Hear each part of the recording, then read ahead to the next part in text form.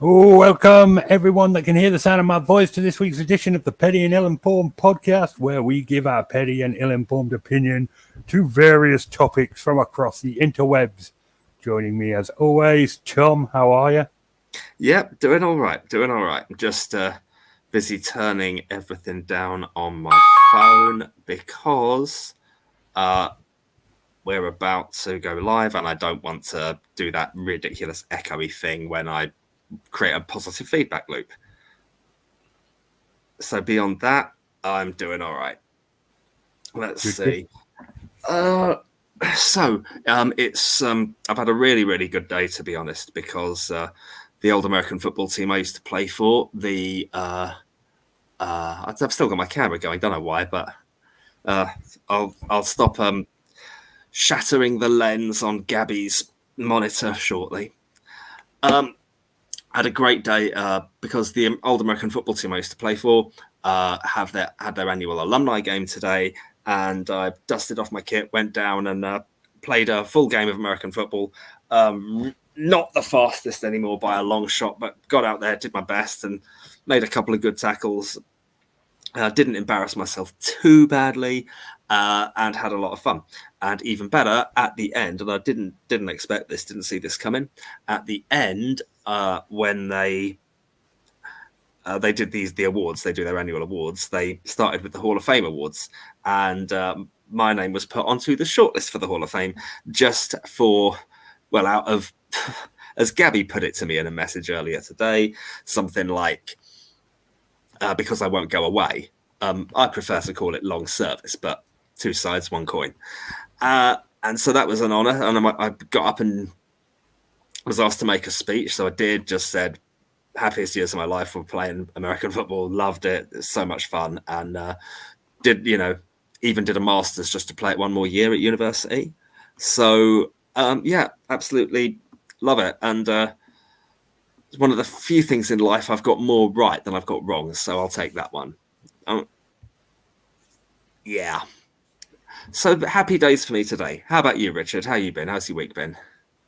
I've had a pretty bad week, actually. I managed to break both my legs. What's literally a full break? Not a full break, fractured. Ow. Yeah, so that was pretty shit. Yeah, I'll say. Just getting old. How on earth happened there? I was carrying something heavy up the stairs and I fell onto the stairs, putting my shin straight onto the step. And ow. Yeah, I was in quite a bit of agony, but, it's feeling better now. Oh, geez, that sounds nasty. I mean, my knees are hurting after the game today, but Jesus, I mean, if they're fractured, I mean, are you off work or what? Just taking it easy. You've got fractured legs and you're just taking it easy. Yeah, well, some of us are made of stronger stuff than these layabouts you get these days. It take more than that. I worked through the swine flu when I had it. Although I really shouldn't have. That was stupidity on my part. Oh, it does sound entertaining. Jeez. So, I mean, you're basically a self-employed handyman, are you not? Is that right? Something like that? Yep. So, I mean, if you were to go off sick, do you have... there's no one to pay your sick pay, is there? No. Unless you subscribe to some sort of insurance thing. Oh, I don't. Right. So is it a case of you would rest, but you really don't have any choice? No, I got savings. I could rest if I wanted to, but it's no big deal. You're still able to get about and drive a car and go up ladders or do this, that, and the other? No, I'm not going up ladders. I'm not completely insane. Well, what are you doing then? At the moment, mowing lawns is my biggest earner at this time of year. Oh, okay. Garden care and lawn mowing. Believe it or not, very lucrative. especially in my area. No, I do. I can believe it. It makes perfect sense. So that's me. That's my life. 2 fractured legs. Quite a bit of pain, but I'm going to muddle through. Wow. Well, I'm impressed. I did have a picture I was going to show Yeah. of it. I'm just trying to find X-rays, where. maybe. No, not an X-ray. Just a normal picture. Go on. There we go. So it's not that bad. But there you go.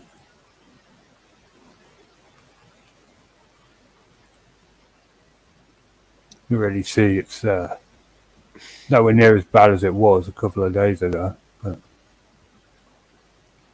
Wow. Well, that doesn't.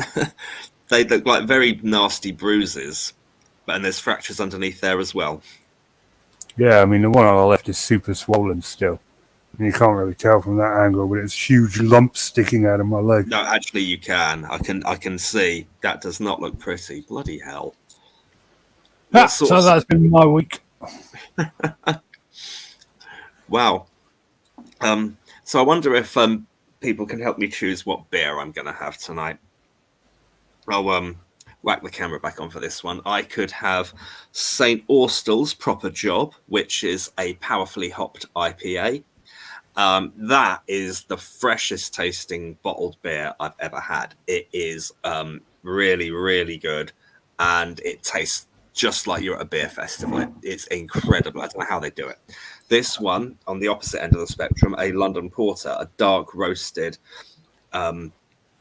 very stouty type thing. Both officially vegan, so that helps.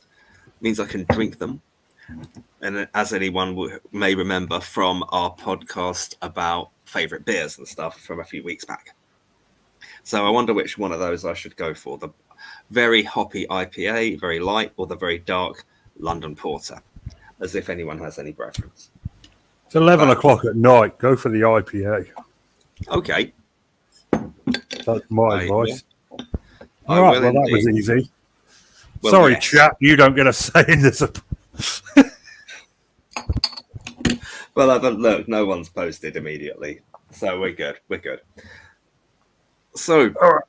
Should we get to our topic earlier than we might normally? Well, Kevin's not here. That's the reason. Yeah, just crack on with it. So I asked us to find a person from history that annoys us. Tom's gone above and beyond with 4. I've only got the 1. So, Tom, go ahead and I'll do mine after yours. What do I? How about I do 2, then you do your 1, and I do my 2, and we'll see who else crops up along the way. Yeah. Okay. All right. Okay. I'm going to start with Captain Stanley Lord. Stanley Lord, really? Yep. Why is he on your list? Why? Well, because I mean, do you know the story? You know the legend and the controversy? Yeah, he was the captain of the not the Titanic, the other one, the nearest ship to it. The it's named after a state. Yeah. Don't tell me, is it the San Francisco? It's the state that city is in. Oh, California. Yep, he was the captain of the SS. Anyway, they completely ignored it when it was sinking. Basically, yes, he was the. It remains controversial, and then they've not. History has not been able to agree 100%, but by and large, the general consensus is that Captain Stanley Lord was the archetype of the bad Samaritan. He stood by and did nothing while the Titanic sank. They, after a few temper tantrums between the wireless and the Californians, wireless operators, the Californian operator switched their wireless off, and everyone basically went to bed. A few guys still up saw these rockets. They saw a ship on the horizon, and they saw rockets coming for it. Lord thought they were probably company signaling rockets, decided not to bother. They had weighed anchor for the night, or stopped for the night because of the reports of sea ice. And which is what the captain of the Titanic should have done. But exactly. And didn't, and instead didn't even. Well, I mean, the captain, the people responsible for the Titanic's collision is a whole different story. We won't go there, not tonight. But basically, Captain Stanley Lord sat there and did nothing. And when the ship disappeared, they assumed it had just drifted off rather than had bloody sunk. They were signalling. They didn't put it in the film Titanic. They decided to omit it. But if you watched The Night to Remember, or there was another production of Titanic. I found it in Poundland they had about 25 copies of this thing.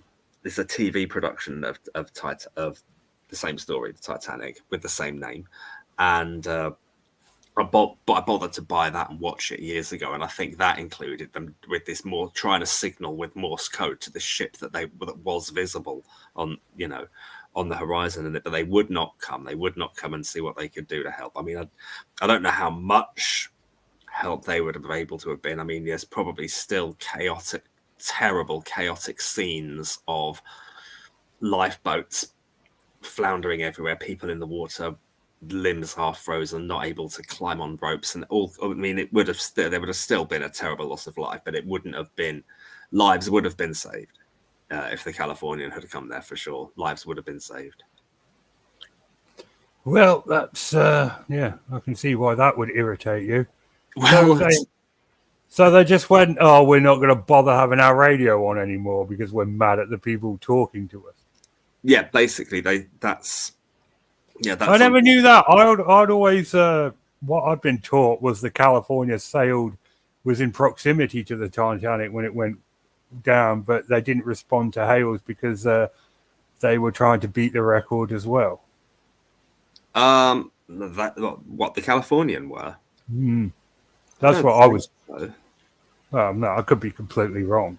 So, I didn't know that they'd willfully switched off their wireless and gone, "Sod it, let's go to bed." I mean, all I can do is pitifully read from the Wikipedia article, which is probably pretty much by definition ill-informed. Not to diss Wikipedia, it's just far too... No, diss Wikipedia. Do you know who writes Wikipedia? People like you, Tom. So let me just read from Wikipedia. It's just the absolute bog standard level of research, but that's what it represents. Good work. Though not that, I mean, I love it, but it's so obvious, it's pitiful. But there we are. So on the night of 14th of April 1912, as the Californian approached a large ice field, Captain Lord decided to stop around 10:21 p.m. ship's time and wait out the night.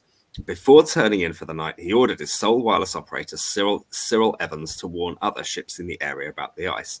When reaching Titanic, Evans tapped out, "I say, old man, we are stopped and surrounded by ice."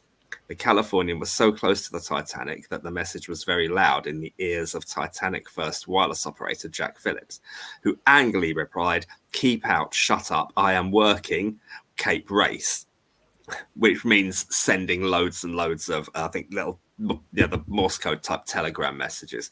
They were busy sending loads of those from the posh, well-to-do upper class guests that wanted to send messages just through the wireless system, because that was how people communicated a lot back in the day.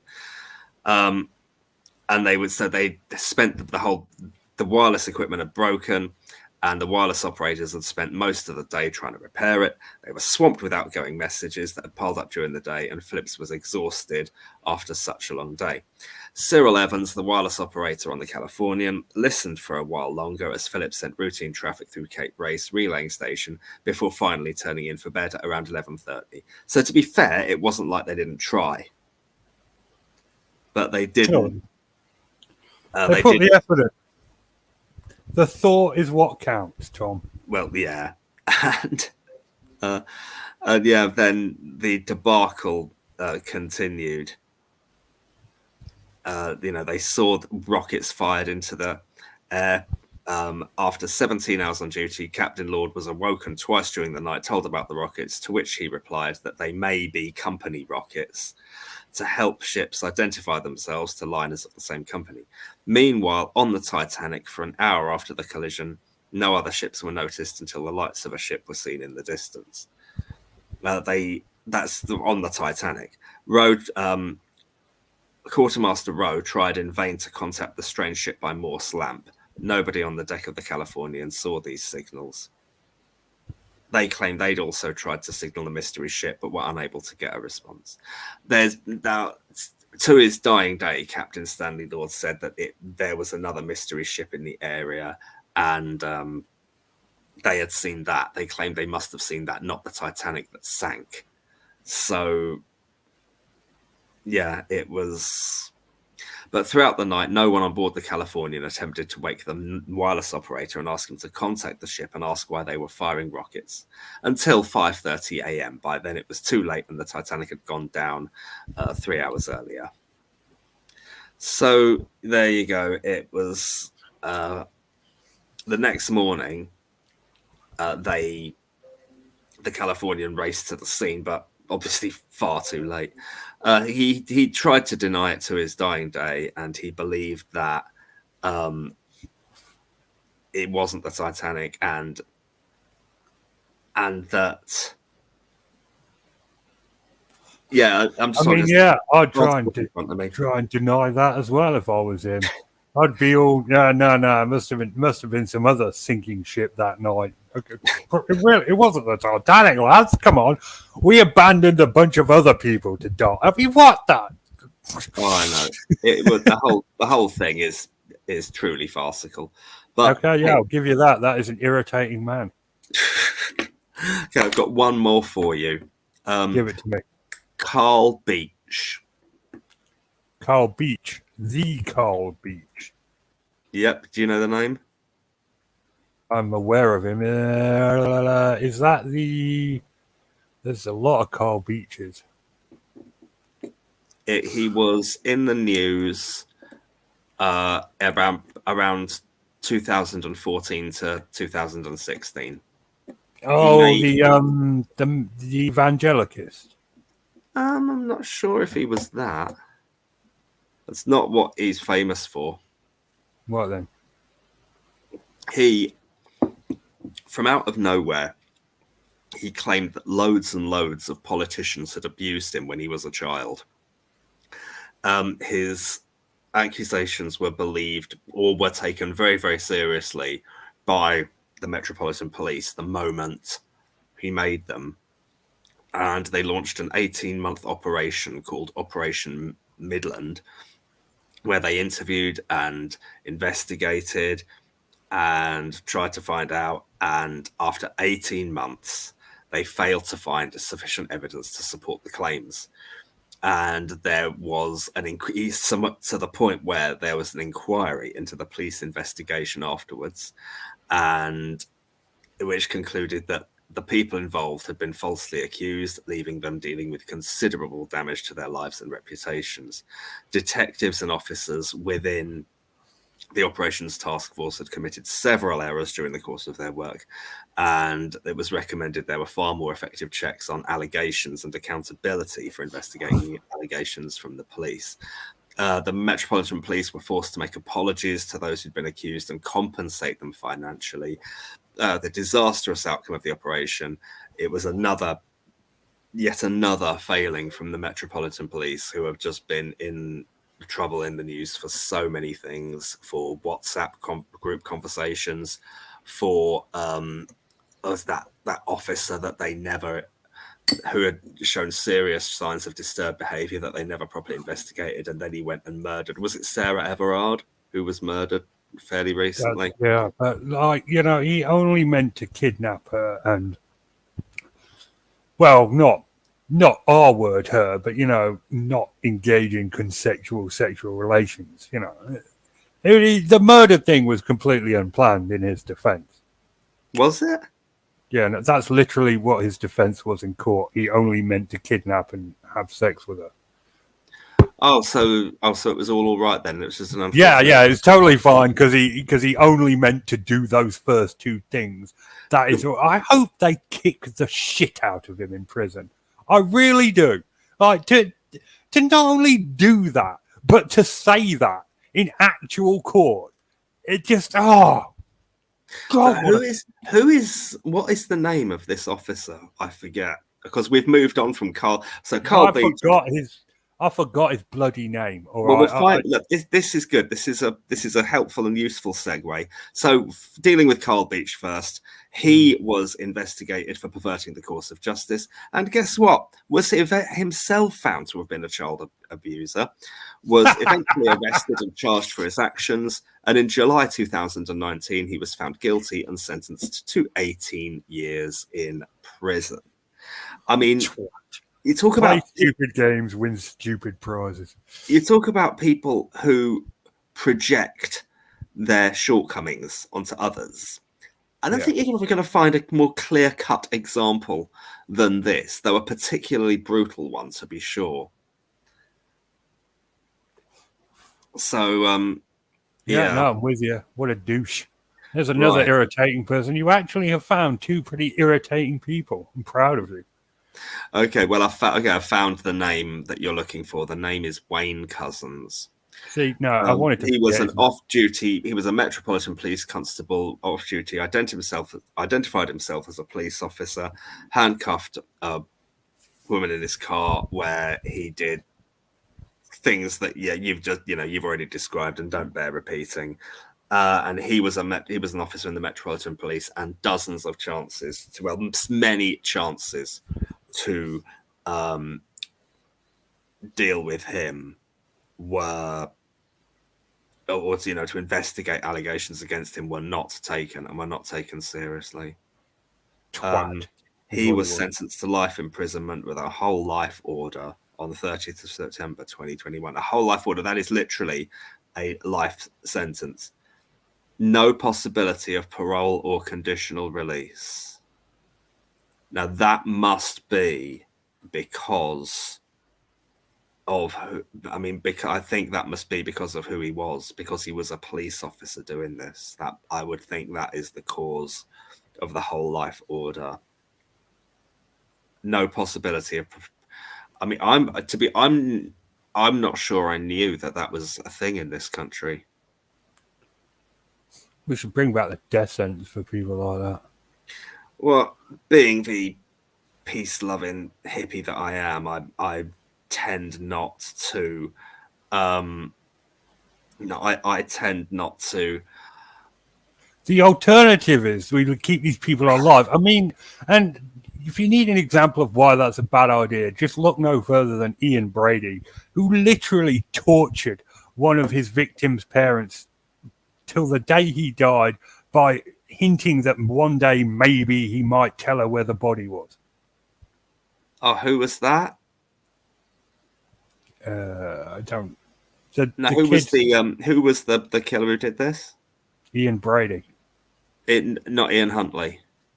No, Ian Bradley and Myra Hindley. You don't know about the Moors murders? Yeah, the Yorkshire Moors murders. Yeah. Yeah, I do know. Yeah. Yes, I do know what you mean now. Ian Huntley was the girls in Manchester, I think. Yeah, it's so great that we all know the name of these murderers, but don't know the name of their victims. That's perfectly indicative of our society. Yeah, that's anyway. This is pissing me off now. Go back to people that irritate us. They were funny. Yeah, but we're not doing it. But anyway, I've done my first two.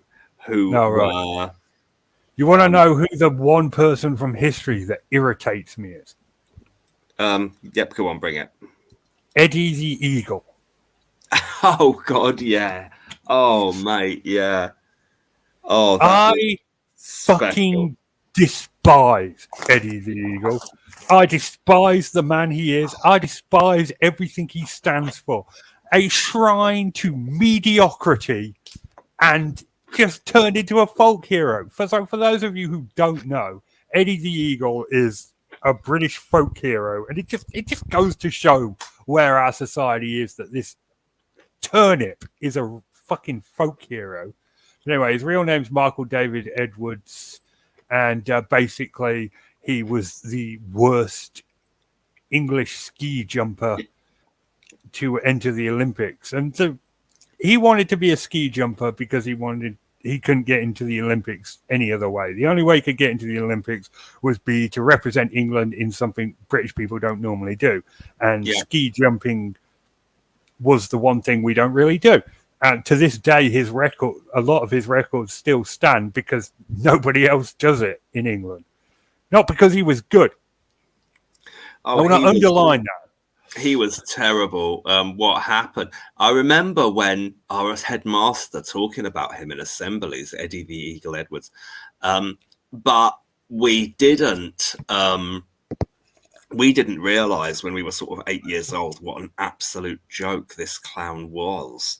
I mean, I've seen he's the kind of guy that crops up in in Britain's biggest failures or something like that, when they do top 100 or top 50 on some TV channel, I don't know.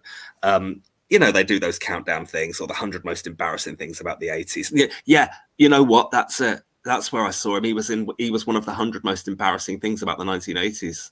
Yeah, that would have been it. That fits perfectly. I mean, he had this little contraption that he supposedly practiced on, these little iron railing things that he would lean up against, and it would pivot and suspend him in the air, and then it would go back. And he said, "Oh, this is how I practice." And he basically they made a film of it, which is watchable, but you wouldn't watch it. You'd throw stuff at your TV, Richard. It pisses me off so much. And he got into the Olympics. Don't get me wrong. He did get into the Olympics doing a sport nobody else was doing, which is why they let him. But he did such a bad job. They literally changed the rules of the Olympics so that situation could never happen again. Yeah, they did. Yeah. It's called the Eddie the Eagle rule for the Olympics. And I'm like, why is this person a folk hero? He's an embarrassment.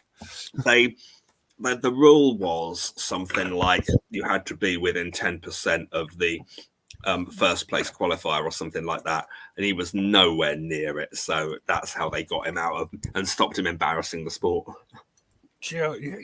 Yeah, embarrassing the sport is right. So I can think of. Go on. I get. My dad used to tell me, "Oh, it's an inspiration." He can show you that if you can do exactly what you want, as long as you put your mind to it.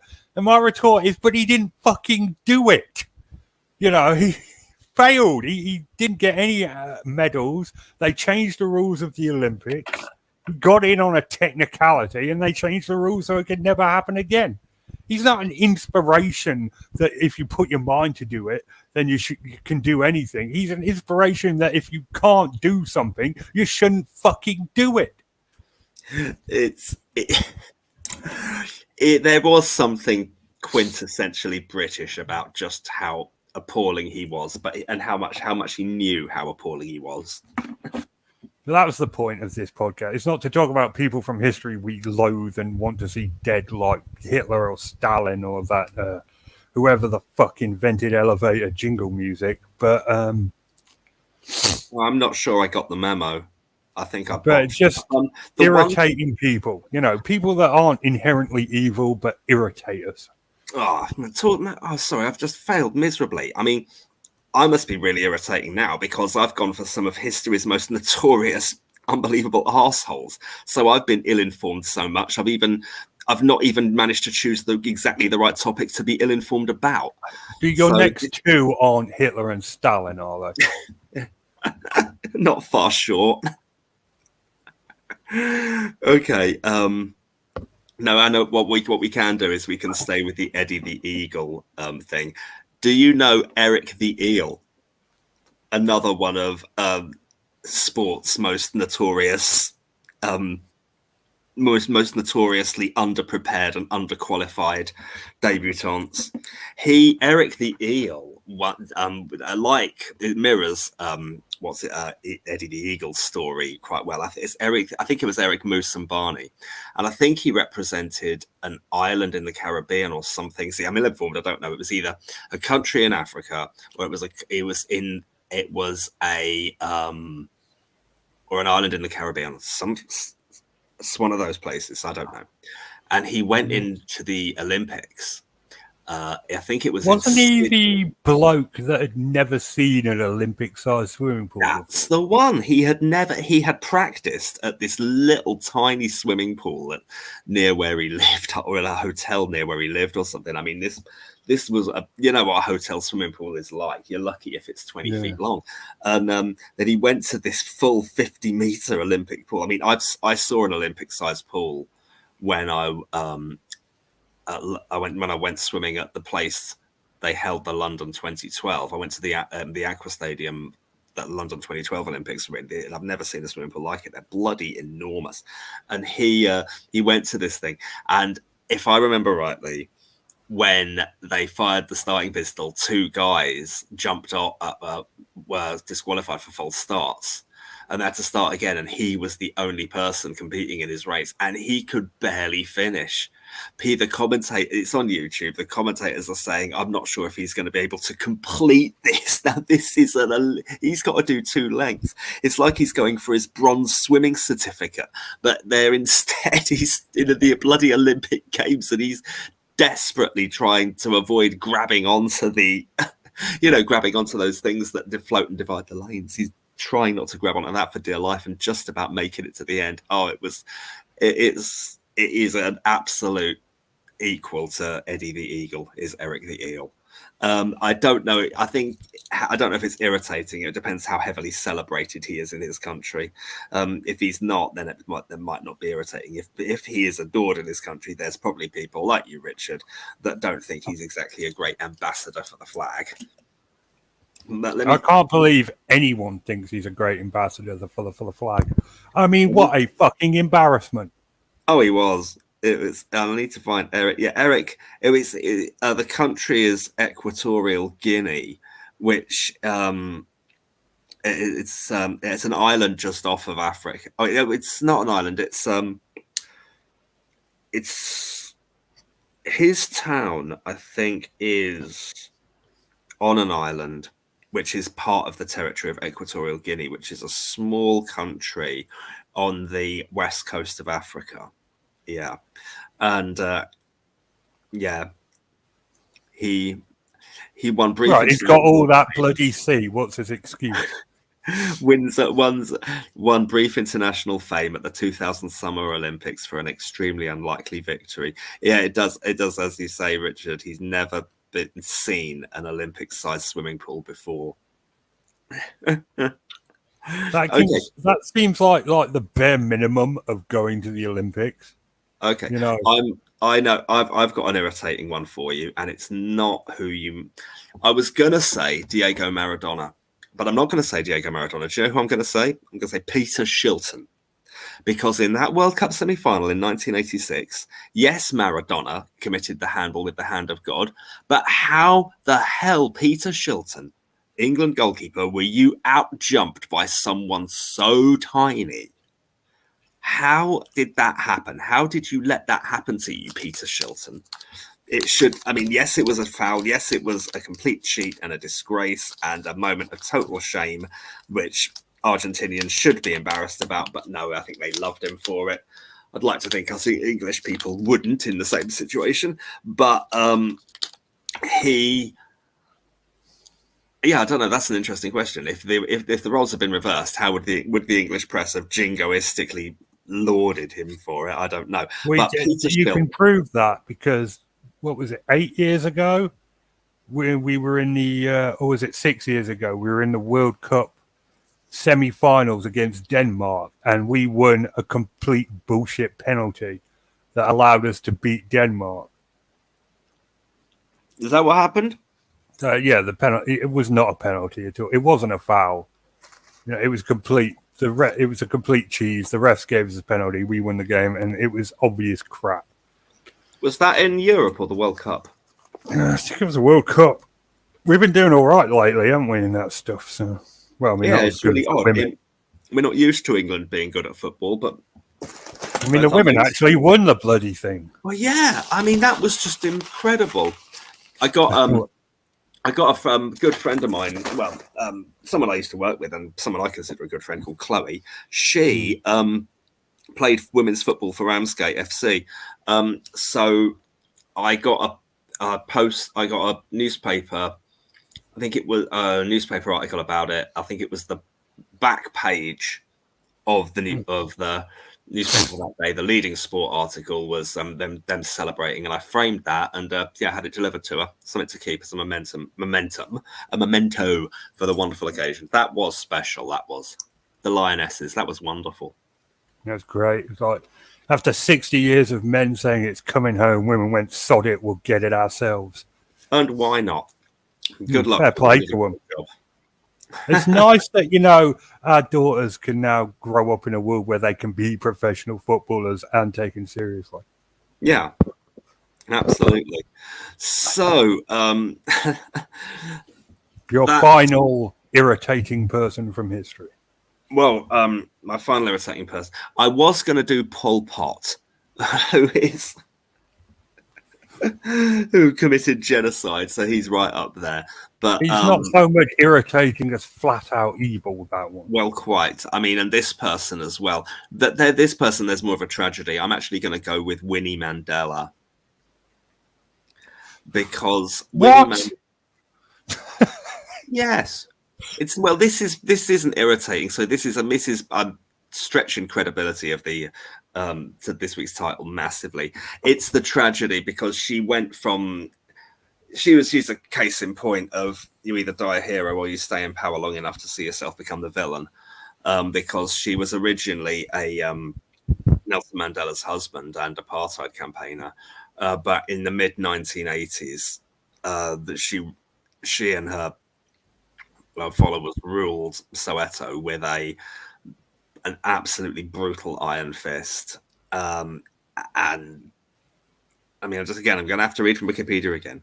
In the mid 1980s, Winnie Mandela, exerted a reign of terror and was at the center of an orgy of violence in Soweto, which led to the condemnation by the anti-apartheid movement in South Africa, a rebuke by the ANC in exile. Yeah, the African National Congress in exile rebuked her for it.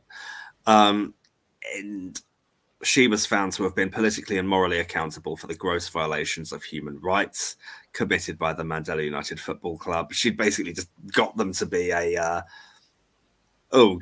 she'd got them to be her, do her dirty work and be her black shirts, basically. Her security detail. That's who they were officially. The football club were her security detail. She endorsed the necklacing of alleged police informers and apartheid government collaborators. Now, do you know what necklacing is, Richard? Yes, I know what necklacing is. Is this it depends, actually. Is this necklacing as in like the Bowie knife version or the car tire version? The car tire version. Ooh. It's just absolutely, it's unimaginably cruel. Literally, I cannot imagine the cruelty in somebody that would do that to somebody else. It's terrifying to think somebody could do that. So that's not irritating. It's absolutely appalling, terrible, and a massive, great tragedy. So yeah, that's me stretching the limits of what is meant by an irritating person. Oh God, I know. Hang on, how can we do this without mentioning Katie Hopkins? Okay. Here's the thing about Katie Hopkins, okay?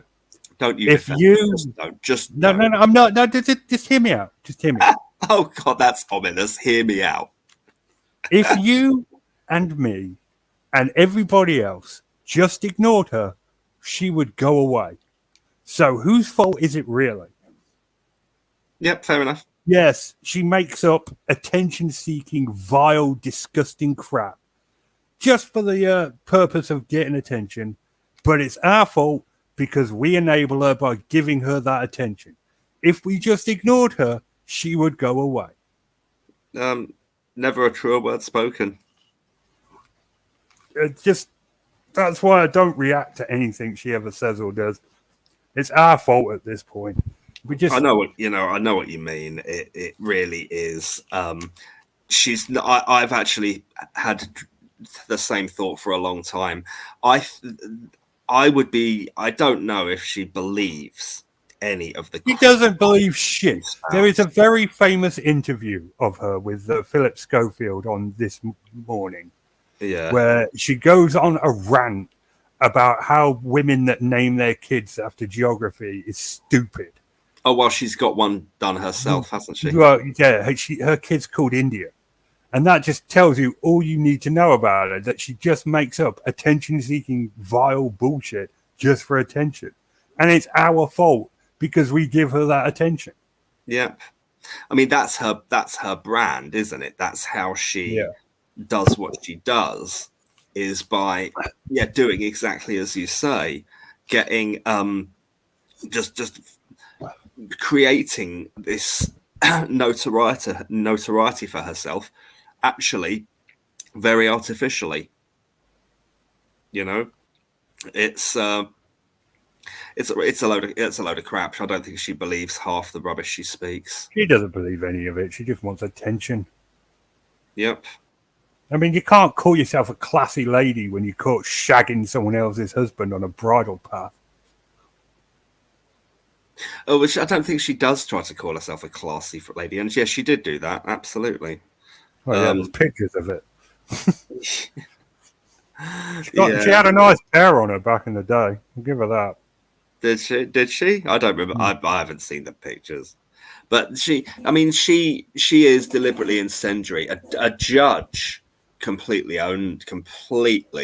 roasted her when she was found guilty of, I can't remember. She's been found guilty of a couple of crimes, and the judge's closing comments to her are absolutely scathing. If you go to any thread in Reddit, you'll find 1,000 Katie Hopkins. Yeah. Well, something I think I'd rather avoid.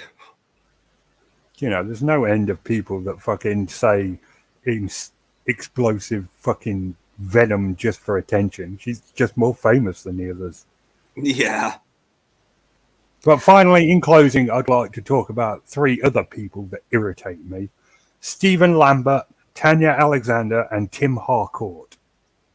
Your crimes against humanity have been noted. One day history will judge you as the worst pieces of shit, worser than the people that created Love Island, worser than the people that made Big Brother famous.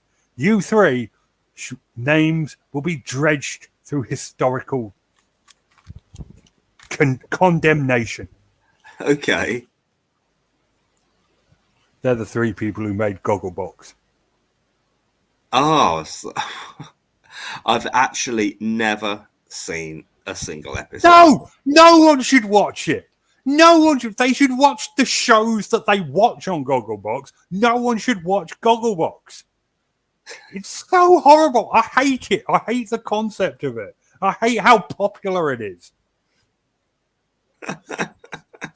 Do you know what's good on a Friday night? Let's watch a bunch of other people watch TV. That'll be good for a laugh. Why? It is pretty bad form. Gogglebox. I've just never watched it. So is that where you watch people watching TV? Is that what? That's it. That's the entire thing. You get to watch like 2-second clips of the show they're watching, and the rest of it is them just talking about the show. Right. Yeah. Doesn't exactly sound inspiring. It's not. It's awful.